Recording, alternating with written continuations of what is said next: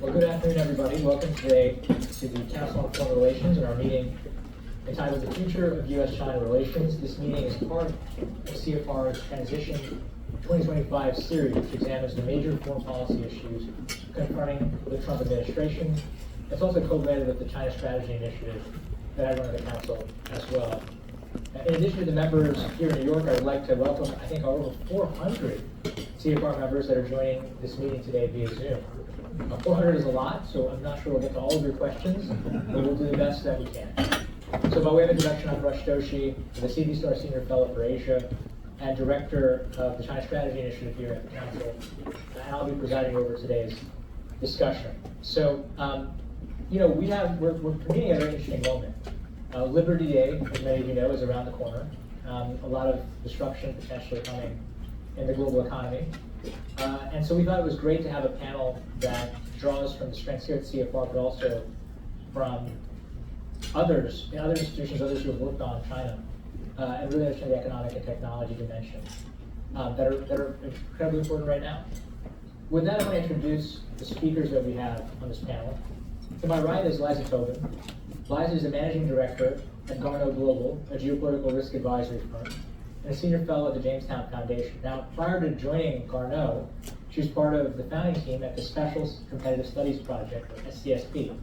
That's a nonprofit founded by former Google CEO Eric Schmidt, and then she served as Senior Director for Economy there for 4 years. Before that, Liza served in the Trump and Biden administrations. We actually worked together briefly as well. Actually, not so briefly, for like 8 months. So a long time, contributing to both presidents' China strategies. We're also joined virtually by my friend Jeremie Waterman. He is president of the China Center and vice president for Greater China at the U.S. Chamber of Commerce. He's responsible for developing and executing chamber policy work in the Asia-Pacific region. In carrying out the Greater China agenda for the chamber, he directs its trade and investment policy advocacy, intellectual property rights, financial services, agriculture, healthcare, energy, environment, corporate governance, and social responsibility, and many, many other things. And so we're grateful to have him with us. He's also pioneered a number of chamber business initiatives focused on China, such as the U.S.-China CEO dialogue, among others. And then to my right, we have Zoe Liu, Maurice Greenberg Senior Fellow for China Studies here at CFR. Her work focuses on international political economy, global financial markets, sovereign wealth funds, supply chains, critical minerals, development finance, emerging markets, energy, and climate. So it's a pretty full agenda.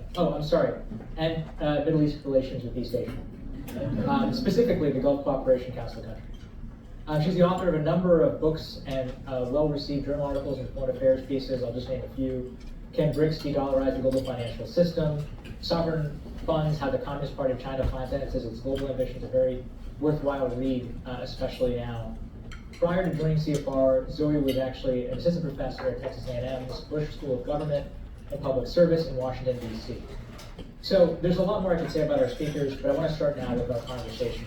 And our plan today is to basically spend about 30 minutes together talking, as a panel about China and about the Trump administration's approach, but particularly the economic and technology dimension. And then we'll turn it over to all of you for your questions. So with that, let me start by just calling attention to a fundamental challenge in thinking about China, what we were actually just discussing internally as a panel. And that challenge is really about how we assess China right now. Because if you look at the media commentary, there's two assessments so far. One, that China's economy is stalling out, its demographic problems are hopeless, its debt is too high, and it has enormous challenges politically as well with dissatisfaction. Not to mention zero COVID has not, after zero COVID, there was not a resumption of growth. So that's one view of China.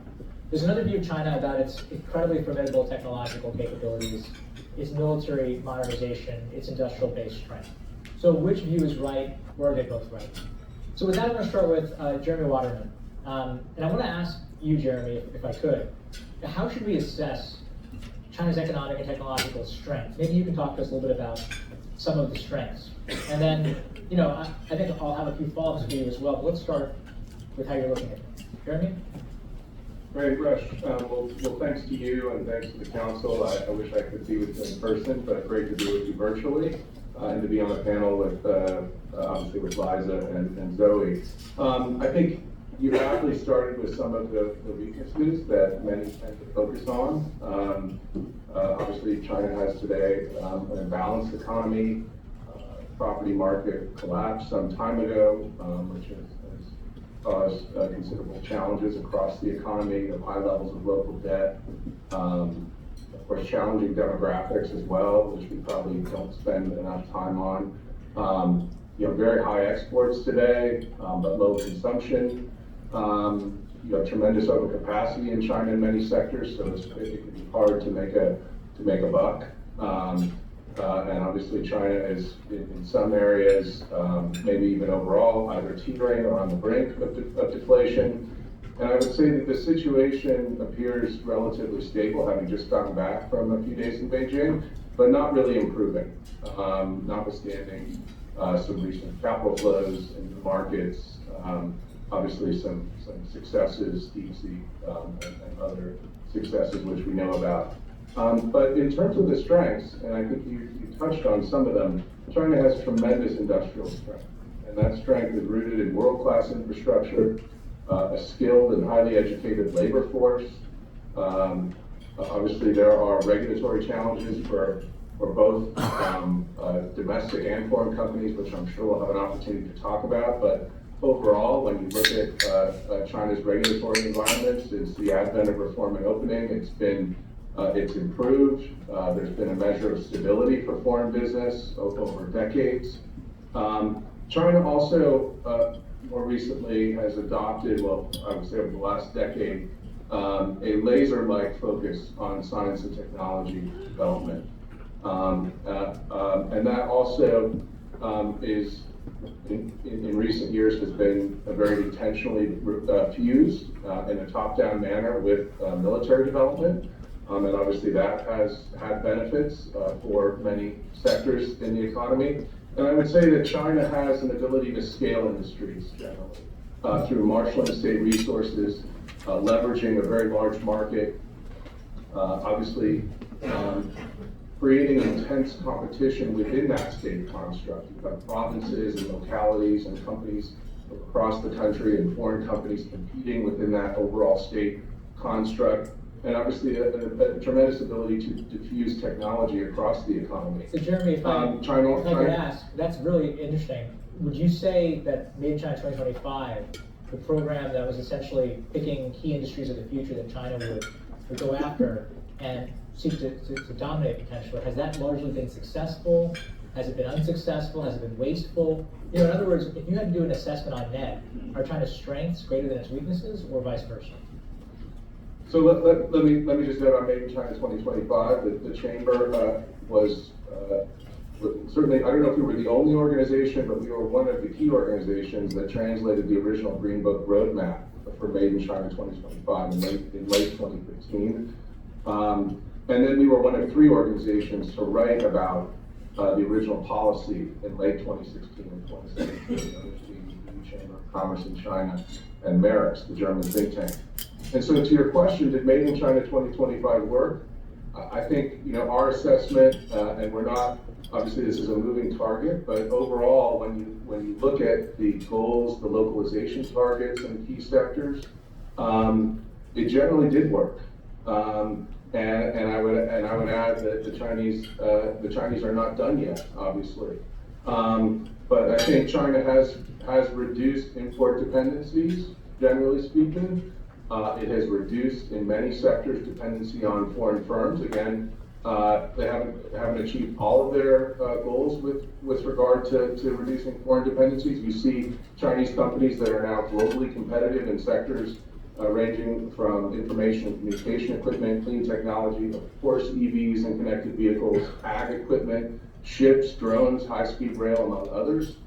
And you are now seeing technology leadership from Chinese companies in certain sectors. So overall, I think, and when you look at the localization targets, I think we don't have time to go through all of them, all of the 10 sectors, but China has either achieved or partly achieved nearly all of the targets. Now, to your point, it's come with a cost.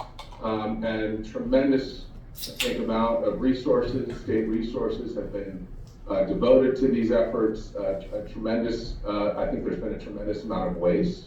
But obviously China is focused on outcomes at the end of the day.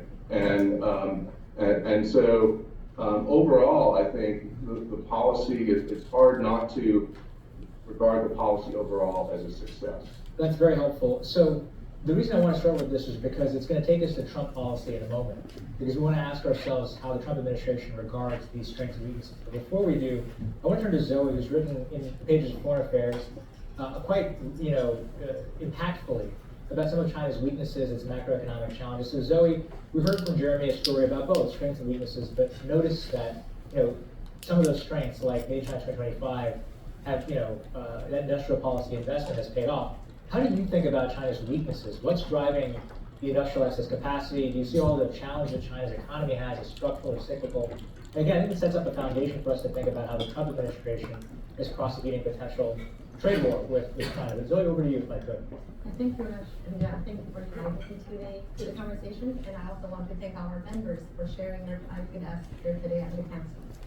I would very briefly, Rush, I would say that China's current economic challenges, I describe it as structural, and the framework that I tend to use to describe the Chinese, or understand the Chinese economic challenges are the so-called 4Ds. I've written about it in the first D is debt, second D is demand, including both export as well as domestic consumption, and the third D is demographics, and the fourth D would be decoupling or de-risking. So either way, you do see the 4Ds are interconnected, and it's all linked to the fundamental character of the Chinese economic growth model, at least up until now, which is state-led investment and export-driven. Now, we can make the argument to say that the Chinese economy, in terms of export dependence, if we measure export dependence in terms of export contribution to GDP, now at its peak is almost 30%, and since after global financial crisis, the number has decreased steadily. But the ratio decreased as part, not necessarily because the value of Chinese export decreased, but it's because the share of GDP increased, right? So from that perspective, understandably, when people talk about China's export dependence in terms of shrinking from, reduced from over 30% to stabilize around 18 or 20%, that does not necessarily mean the Chinese economy is no longer export driven. And in fact, the export dependency since COVID have actually increased.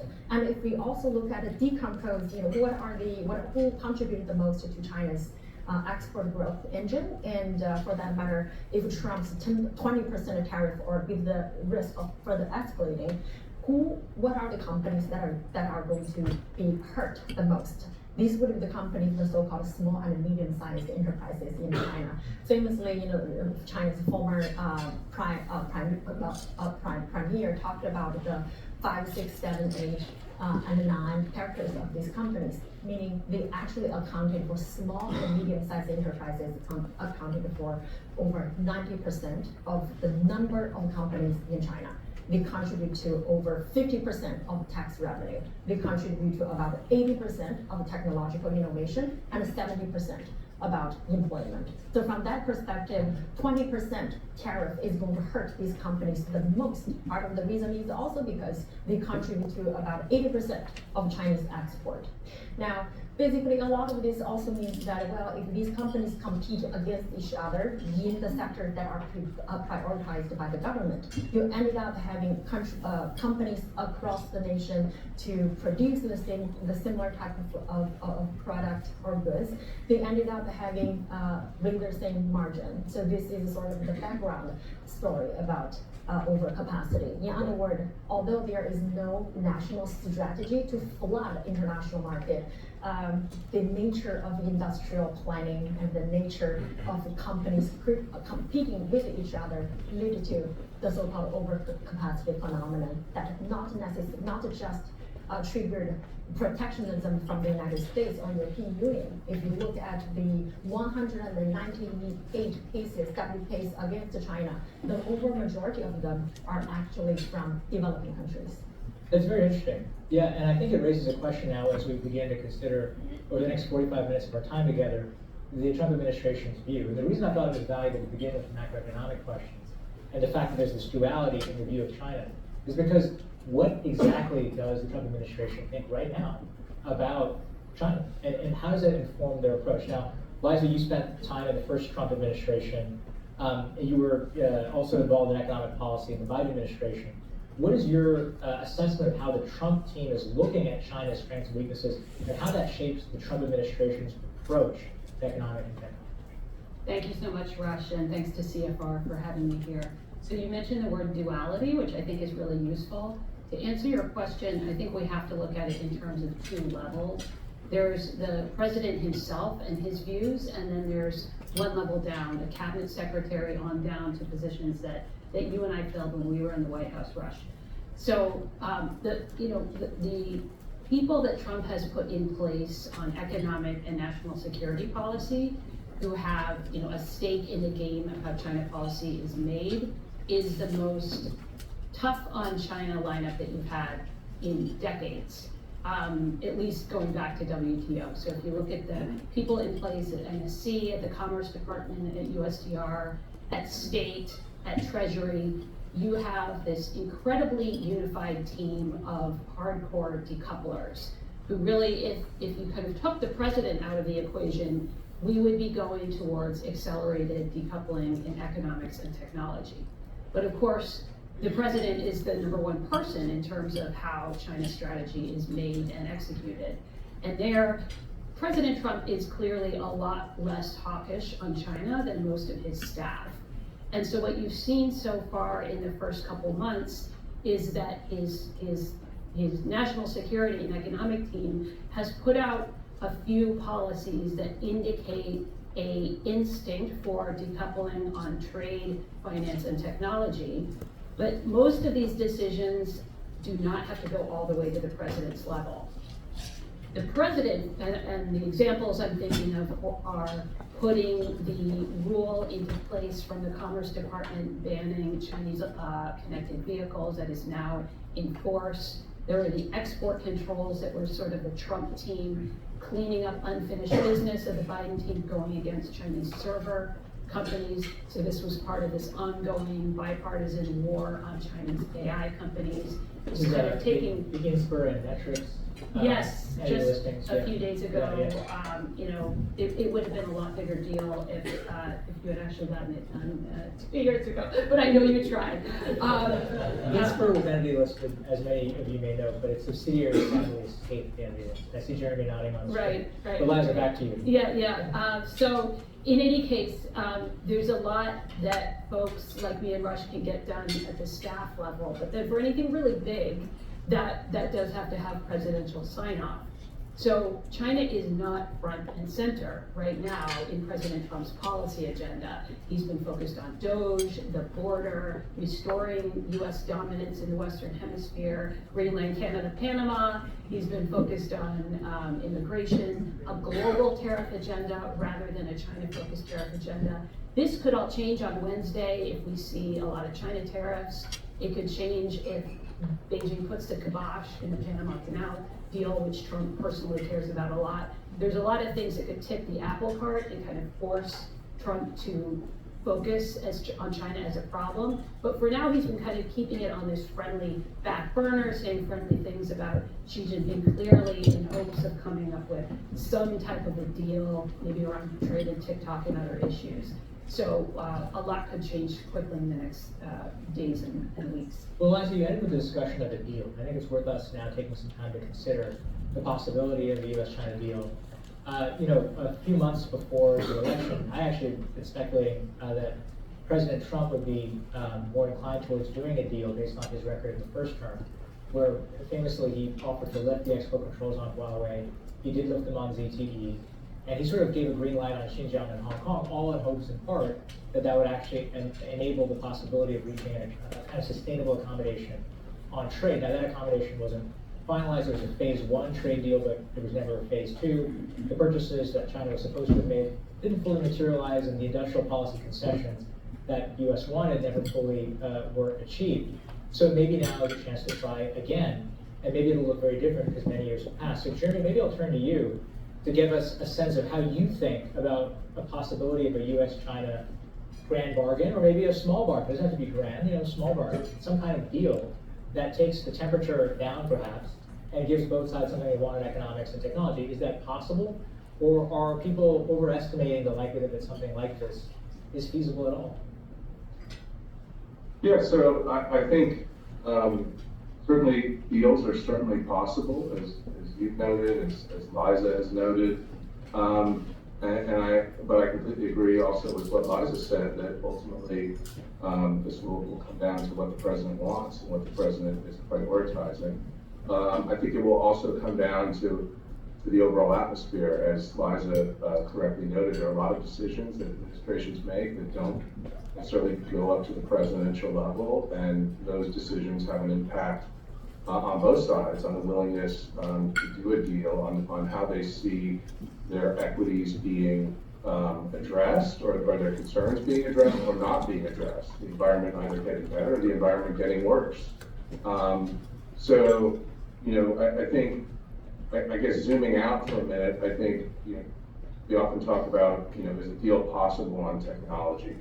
I would observe that, technology is certainly, if it isn't the central, or it's, I think arguably the principal focus or animating issue of US-China competition today.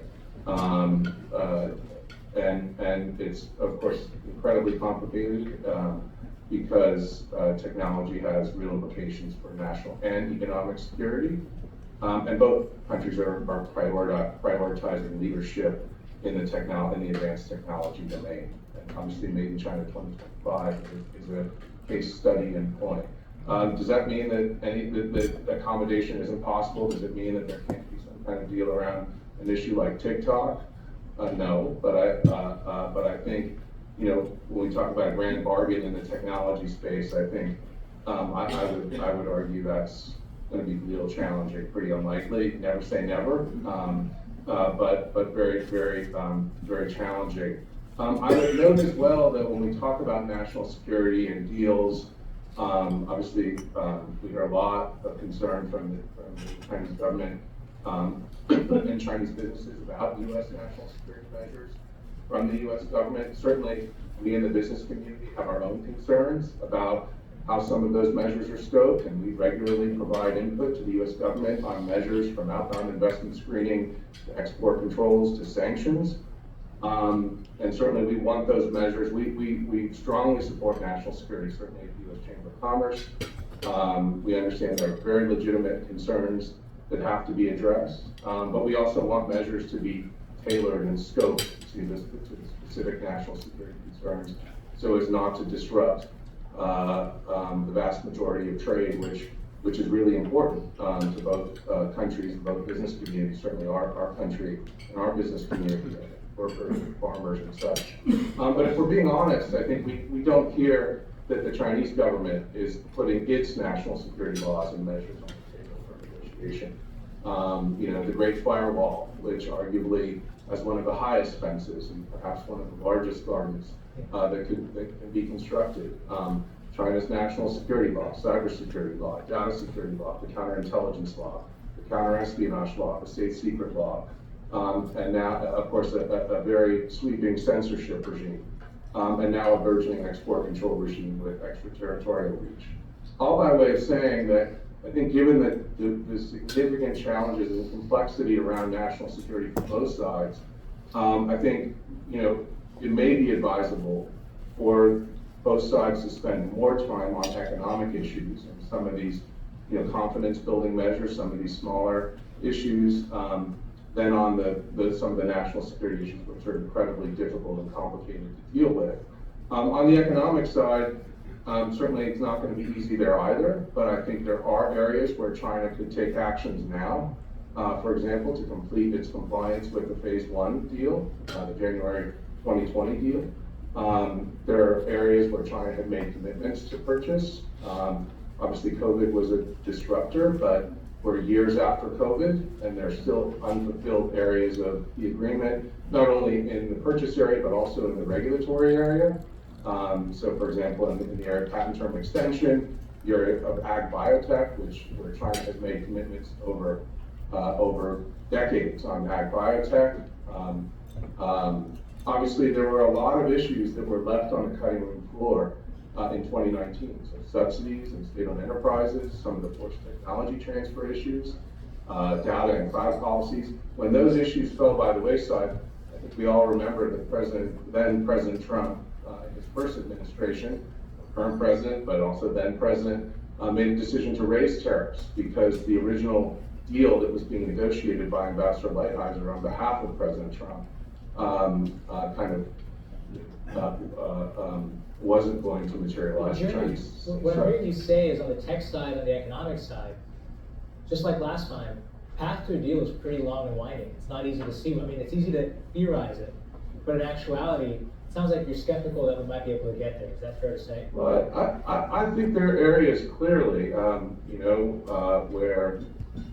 where there's, where there are opportunities to improve the environment, right? Where China, again, has made some commitments in the past.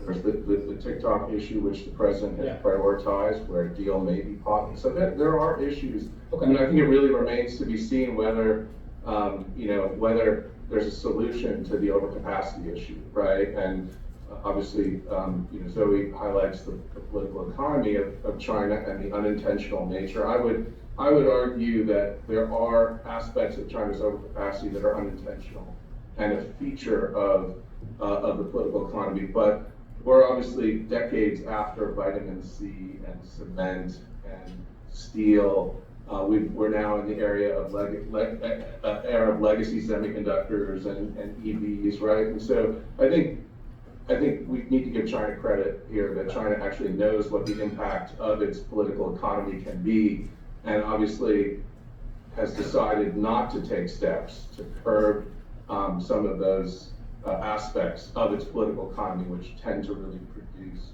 tremendous amounts of overcapacity. Well, thanks, Jeremie. Let me turn to Zoe then on this and ask you, if I could, Zoe, what is the view from Beijing, would you say, about the possibility of a kind of deal on economic technology, maybe other issues as well? Do you sense, based on your reading of what people are writing in China and the contacts you have, that there is optimism in China about the possibility of a deal? Or do you think that there's pessimism, or do they simply want to delay the negotiation as long as possible because maybe no news is good news? How do you think that they look at this question? Thank you, Rush, for the question. If I were putting myself in the shoes of Beijing and Chinese policymakers, I would say that reaching a deal, whether it is a grand bargain or a small bargain or small deal, reaching a deal is something nice to have, but it is not a must. And the reason is because China has accumulated a lot of experience to deal with escalating trade tensions and potentially escalating of geopolitical risk. Accumulate a lot of experience. And for trade tension, tariffs, this round is not a surprise for Beijing. And the second reason why I don't think Beijing is very eager or desperate wanting a deal is also because over the past decade, China has reduced its vulnerability against Western economic coercion, including building an alternative renminbi-based financial system. So from that perspective, indeed, I would say if I were Beijing and if I look at the Chinese economy through the indicators that Chinese leaders care the most, meaning technology, closing the R&D gap and things like that, the economy probably is not doing terrible. So from that perspective, I don't think Beijing is desperate for a deal. So does the U.S. have less leverage in your view now than it might have had in the first trade war? I would say that if U.S. policymakers or if the Trump administration think that it could or America could force China into a deal, I do not think that is going to happen. After all, think through the lens of Beijing and the case of the Panama Canal, a lot of this does not come, to the extent that it becomes a large public embarrassment, and this is not the leader of a great power wanting to be treated of. And a great leader do not want to come to a negotiation table with And look weak. exactly, or for that matter, with his hand tied. And if I can just conclude by saying that, if we look across the board, China realized that, if the United States is withdrawing from a lot of international institutions, and if the United States is actively, or the current administration is actively potentially sabotaging the role of the US dollar and sabotaging America's alliance system, and America is trying to redefine the international order, perhaps China is going to do exactly the opposite. And I think Jeremie was in Beijing, and I think the message has been clear. In a lot of ways, the Trump administration offered Beijing, offered Xi Jinping and his cadres ways to walk back some of China's economic policy missteps without being embarrassed or without having to admit wrongdoing. So from that perspective, if I were Beijing, why am I going to desperate for a deal? I'm not going to. I think, Zoe, you bring up a very important point here, which is not just the economic and tech bargaining space, but the question of face in the negotiation. I mean, no Chinese leader can easily come to the table from a position of weakness after having tariffs raised on them. It's hard to come to the table and say, oh, please lift them. So maybe it's impossible for reasons related to not the bargaining space, but reasons to politics, for there to be an easy deal in the near term, although others could see it differently. There's certainly a lot of unpredictability. But Zoe, you concluded with a kind of very sharp assessment, which is all the ways in which the leaders in Beijing see the Trump administration as sabotaging itself in ways that might reduce its long-term leverage and competitiveness vis-a-vis China. Now that's a very sharp assessment, in part because it's also sharply stated. And I'm wondering, Liza, if I could turn to you. I mean, that's obviously not an assessment that the Trump administration, or at least not all of it, would share. They probably don't see themselves as weakening the U.S. position on net long-term, but maybe Beijing sees it differently. I certainly think that is how, I think I would agree with Zoe, that is how Beijing looks at things. How do you think that the administration squares that? Why do they see the possibility that certain tariff actions against Canada or against Mexico or against the European Union could undermine the kind of collective capacity that might be necessary to push back on the PRC? It might undermine America's leverage in the long term. How would they think about an argument like that? Yeah, it's a great question. Everybody's eyes, the market's eyes are all on April 2nd, Yes. Liberation Day. So What are we liberated from? Bad trade? I think we're liberated from trade surpluses, From that, or yeah. taking away American jobs. But no, I think having worked in both administrations, they both have their strengths and weaknesses. And I think the Biden administration took a much more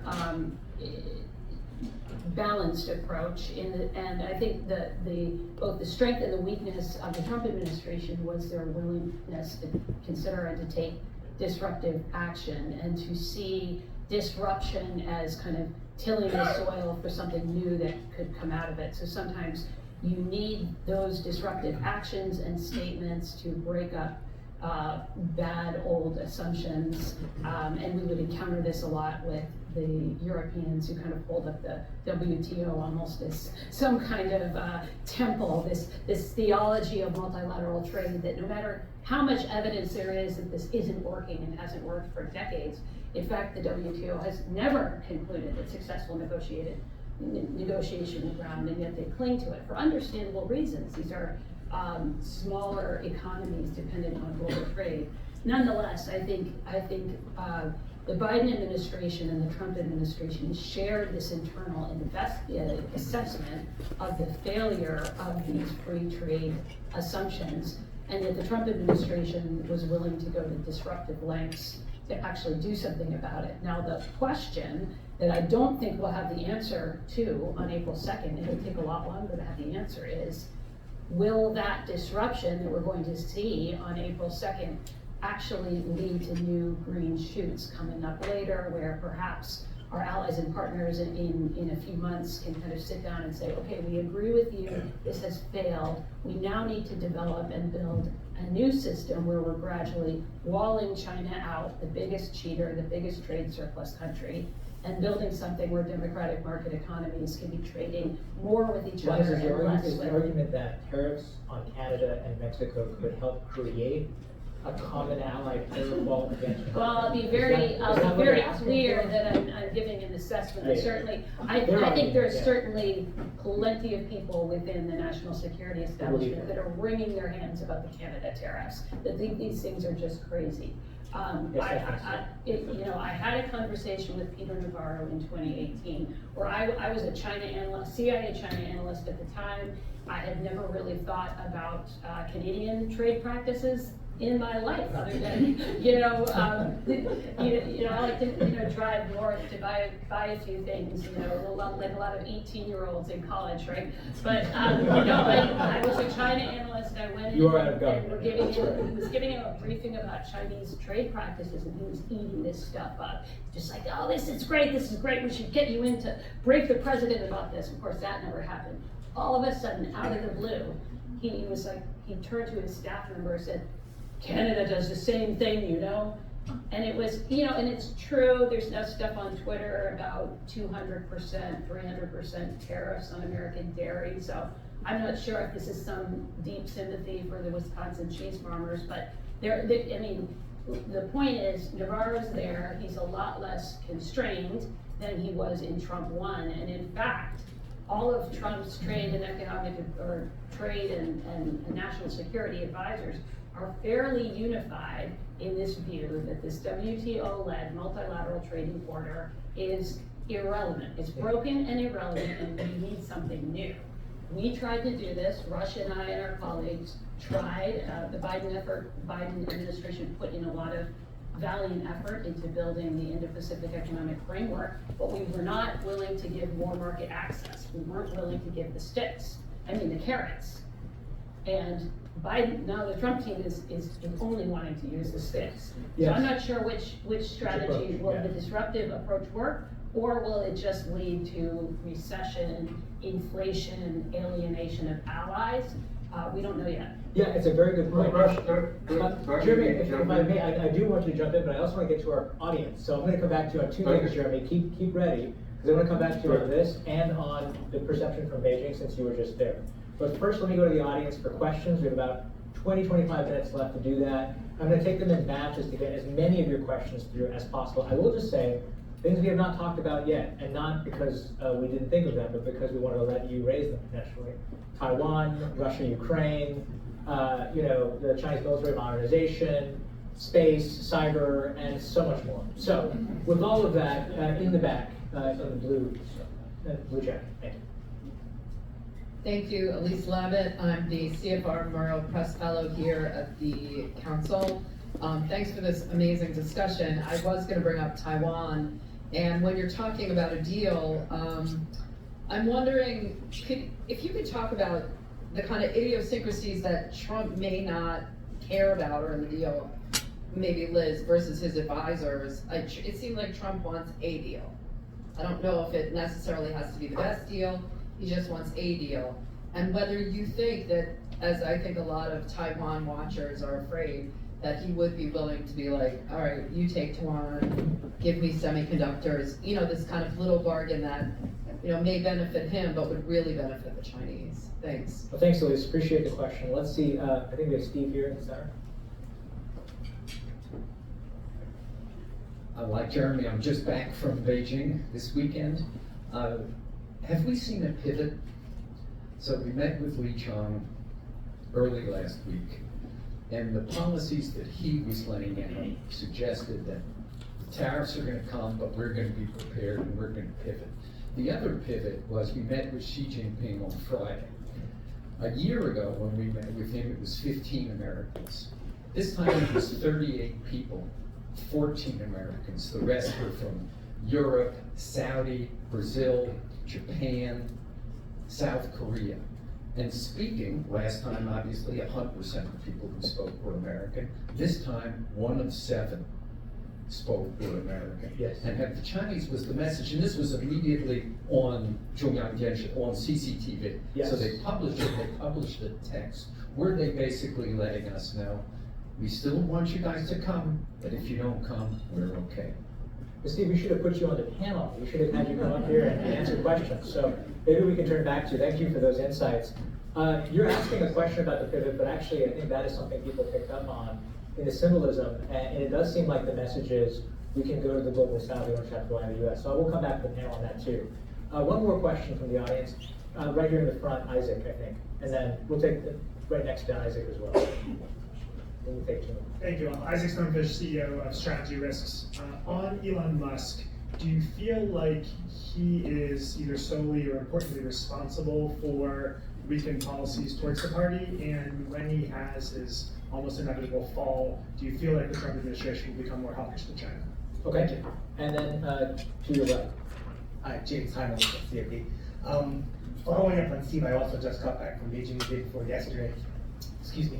A lot of the sentiment I felt was a new sense of confidence from China, a new sense that we're on the right track and America's got it wrong, and they were circulating among, as Steve said, many of the other countries that were there, Middle Eastern countries, Central Asian countries, asking the question, what does it mean to be an American ally? And this was a piece written by somebody actually that I saw from the Chinese Ministry of Defense that was widely circulated. And I'd be curious to understand, and of course you understand behind that, questioning what it means. And I'd be curious from your guys' perspective, from US-China relations, from the US perspective, how would you answer? Great question. So we'll take these four and we'll come back to the audience for another round. We'll start with Elisa's question on Taiwan. Maybe I can turn to you, Liza, on that. When we talk a lot about a US-China deal in the context of economics and technology, do you see a possibility that there could be some kind of bargain between the two sides on Taiwan? That would presumably contravene the Taiwan Relations Act, maybe the six assurances, but it could happen. What do you think? I see that as a tail risk. From listening to the president's statements on Taiwan, I think it fits into the category of, there's two lenses. One is a perception that the U.S. is spending a lot on Taiwan's defense, whether or not that's true. Second is the trade surplus. So Taiwan is a big trade surplus country. And so he goes into any negotiation with a country with a question of what is their trade surplus or what is the trade balance, the bilateral trade balance in goods. He cares especially about the goods trade balance. And then how much have we spent on defense and what percentage of their GDP are they spending on defense? And then he puts pressure to kind of rebalance all those things and get reimbursed from the ally for whatever he perceives we're spending. So he has threatened to impose semiconductor tariffs on TSMC. That hasn't happened yet. And now he has this evidence that this pressure has worked because TSMC has announced a new $100 billion investment in Arizona, 5 new fabs, R&D facilities. So that, in Trump's mind, is evidence that his tariff strategy has succeeded. So I think that does take a little bit of the heat off of Taiwan for now, but Trump will continue to kind of wield this tariff cudgel. And he can say, hey, it's working in the European case too. His negotiating strategy is working because they're now talking about spending a lot more on defense. And so I think it's sort of this very business first approach to, are we getting a good deal from this partnership, this business partnership that we're in with this country? And so far, Taiwan is kind of like going in the right direction on that front. So maybe the way Taiwan is played, it makes it less likely they'll be sold out to Beijing in the short term. Maybe that's the upshot of that analysis. I see it as still a tail risk, but probably a bit lower. I do think that the antibodies towards that in the U.S. system are very strong. I think Trump might be tempted on that front, but I see it as a tail risk for now. Yeah. Thanks, Liza. I want to combine the comment and question we got from Steve and James, who were both recently in Beijing and some of these high-level engagements with the PRC. And Jeremie, I want to come to you because I know you were also in Beijing recently. And to the extent you can, how do you see Steve's point that maybe we're seeing China kind of execute a bit of a pivot away from the industrialized West to the sort of larger global South when it comes to its exports? I mean, they already are a larger portion of Chinese exports now than exports to the developed world. And there's also the point that we heard from James about this greater PRC confidence. So if you put those two together, is that also what you saw on the ground? Do you find that Beijing now with feeling like the wind is more in its sails, or maybe the wind has gone out of America's sails, so on net they feel better about this? How do you look at this? First of all, I share the same observation. Steve was in the room for those meetings. I was not, but I certainly share the same observation with regard to, particularly the meeting that President Xi did with foreign CEOs, including U.S. and U.S. CEOs. But obviously, only one U.S. CEO was given a speaking role, and a real contrast with the meeting last year. I would say I'm not surprised. Obviously, I think. I think going into the China Development Forum, I think the sense was that China was going to try to take advantage of the sense that U.S. policy is very much in flux, is changing rapidly, new approaches to allies and partners that we haven't seen in a very long generations, and that China would seek to take advantage of that. I think there was a sense of confidence. Obviously, we see that confidence come through with DeepSeek, with the big animation hit. We see a sense of confidence coming out of China, but I think also a tremendous sense of frustration from Chinese officials that they've not been able to engage with the president and the president's inner circle just yet in a very meaningful way. A sense that they really do want to have discussions. Jeremie, can I ask you about that? Why haven't we seen a meeting or another phone call between President Biden and President Xi? I mean, you mentioned frustration on the Chinese side, but it also might be that they don't want to take a call from a position of just having been tariffed. What is the reason, do you think, for the lack of time? I think there are multiple reasons. I think this president came in with very much a domestic first agenda. Very focused on the border. He's been very, if you listen to the State of the Union, yeah. I think China was mentioned 6 times, 5 of which were trade, 1 was Panama. But a very intensely focused domestic. Obviously, tariffs part of that agenda.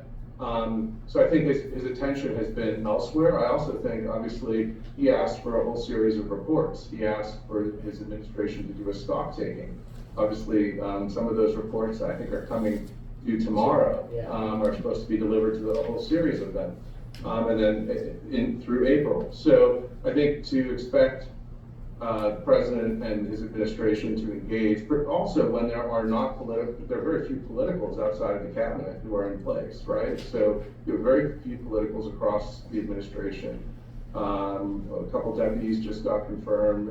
I saw Mike Grazius got confirmed at OSTP. So again, I think not realistic to have China wants a very much of a bottom-up kind of approach, right? Where everything is worked on at working levels, senior working levels, and then prepared, and then 2 leaders get together, right? So it's hard to do that when you don't have a full team. So I think there are a variety of reasons. I guess what I would say on the issue of how comfortable China is, and does China want a deal, does it not want a deal? I go back to where we started, which is this sort of duality. You have a Chinese economy, a macro economy that is not doing very well at all. But you also have these areas of strength in certain areas of technology and industrial capability, right? Somebody's made in China 2025 areas. And I think what China needs, obviously, with a tremendous focus on exports now, is aggregate demand. It needs global demand. And obviously, some of that demand has, in a bilateral sense, has been cut off through tariffs of the first Trump administration, the Biden administration. But China's been very open about this, continues to tap U.S. demand, but also demand elsewhere in the world by offshoring component manufacturing, offshoring other types of manufacturing through transshipment. So I think there's this big question on the president's tariff agenda for the Chinese side is how, depending on how that tariff agenda moves forward and sort of advances and what is the real impact on the Chinese economy, and what is the pain threshold for Xi Jinping? I think obviously the actions that the president has taken are we all know are going to be disruptive to the U.S. economy. So that question is there on the U.S. side as well. So I think it's a more complicated. I think it's a complex question in terms of how this is all going to play out and where are we going to be in a year in terms of deals. Okay. And in particular, I didn't mention tariffs earlier, but obviously, I think Beijing does have a real interest in, and then other countries on the point about how other countries are going to respond here. Obviously, with the U.S. tariff wall going up, or with U.S. tariffs going up, a lot of that capacity,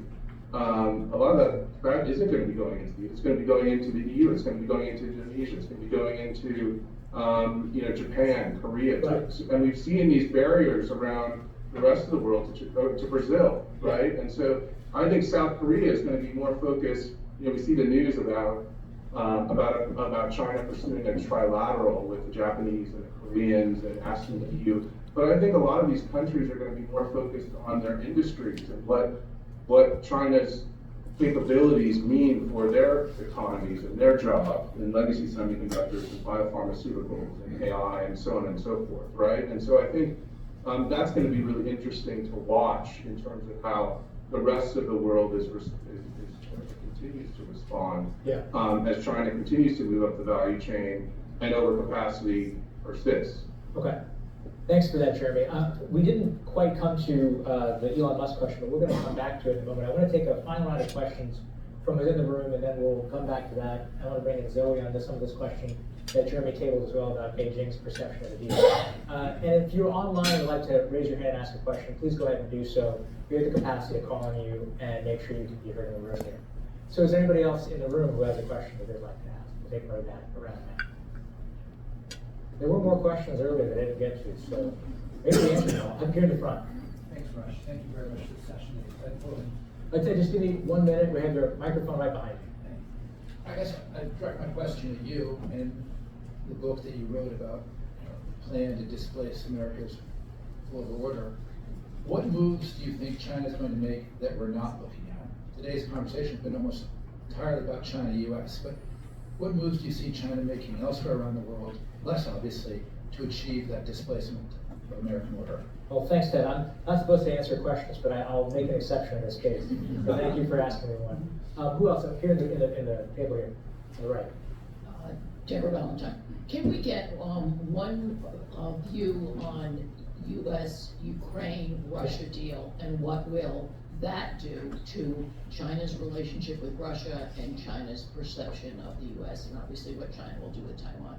And then I still want to know what the U.S. naval strategy is going to be as we watch the Chinese Navy just grow by gazillions, and we're now down to less than 1% of shipbuilding in the world.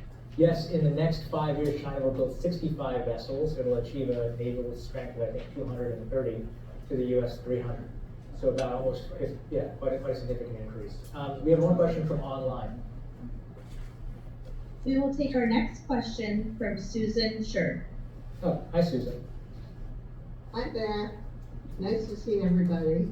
I was in Beijing for a month plus too, so I share this perception that it's quite different compared to a year ago, and there is more confidence just by virtue of the comparison to what's happening in the United States. People say, China nothing has really changed in China, but everyone from the very top to the bottom feels better about ourselves by comparison. But a question about the Trump administration's delay in getting moving and talking to China and negotiating. Isn't part of this that nobody actually knows what the China policy is yet because of this gap between the president's views and the views of the people surrounding him, as Liza highlighted. And they would have to figure out what they actually want to achieve, or, a little, be concrete about their goals so that they could get things started with the Chinese side. It actually reminds me a little bit of the beginnings of the Biden administration, because I remember how I was frustrated that the Biden administration didn't move more quickly. And there was, of course, a focus on shaping the environment around China rather than actually talking with China. So some of this might be something about the start of new administrations. But on the Chinese side, I think they're frustrated because they would like to get things started. They certainly prefer it to an all-out trade war. But on the other hand, they are a little bit enjoying the fact that all these other countries in the world are coming to them. They don't really have to do anything. And they just can improve their relations with other countries while America alienates them. Well, thanks, Susan. That sounds like it dovetails well with Steve and the observations from James as well as from Jeremie. So appreciate that insight, and we'll turn to the panelists for their reactions in a moment. Maybe we'll take one final question from either in the room, if we have it, or online, if we have it. We have one in the back here, and do we have one more online? Yeah. So that's it for online, in the back. Oh, thank you, Ken Kreitzer, Canvets Media. I just thought about how China views the U.S. military buildup. I addressed it a little bit, but the U.S. Navy's building ships, the Army's positioning forces. There's the deal with Australia on submarines.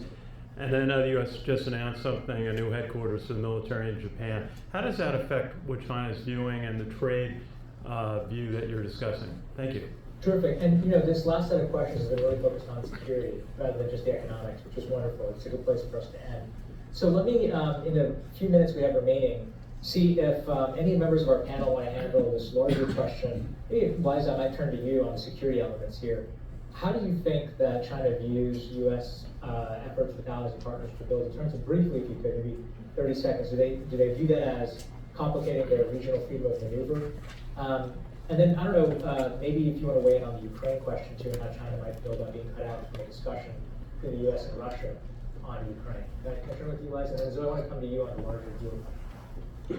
Sure. I mean, just briefly on, Secretary Hegseth announcing the elevation of USFJ, something again that Russia and his colleagues in the Biden administration after I left got in motion. And the question was, is the Trump administration going to overturn this because of Doge? Are they going to cut this as a cost-saving measure? And the answer is no. So there's a lot of continuity that's kind of, and so I do think we'll continue to see pressure on Japan because of their trade surplus, but at the same time, the U.S. is kind of taking actions to shore up support for Japan and Taiwan. I want to address Susan's question quickly because we only have about a minute left, maybe two. If my team lets me go 3 minutes longer, is that okay? Can we keep just 2 minutes? I got 2 minutes. Yeah, I mean, just don't underestimate how little Trump's team, Russia's and my colleagues in the NSC and State and Commerce actually value sitting down and talking with the Chinese. I mean, it almost never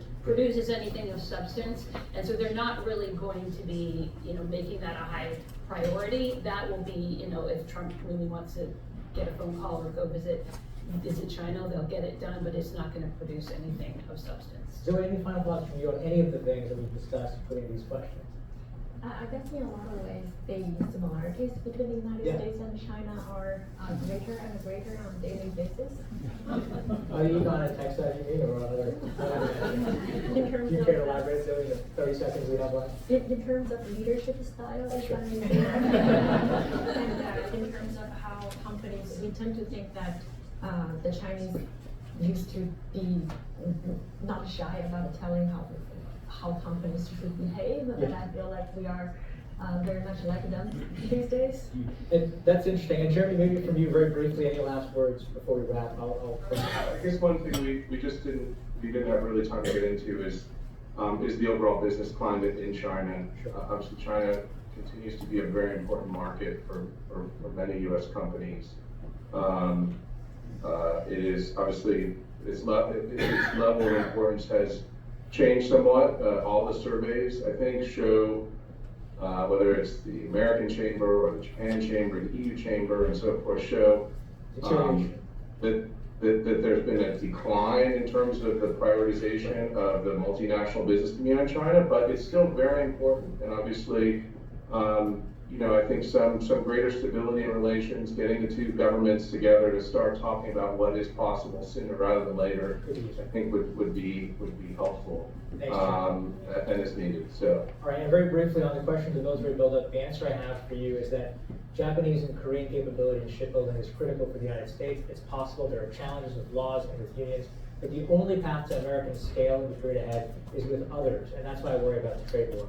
And with that, I want to thank all of you for joining us today. And if we didn't get to your question, I apologize for that. Time was scarce, but many of us will be here for a little longer if you'd like to talk to us individually. And hope you have a great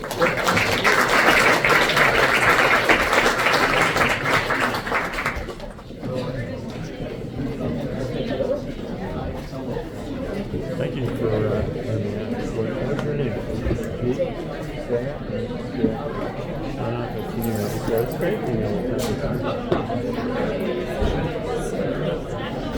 I couldn't figure it out. I didn't remember.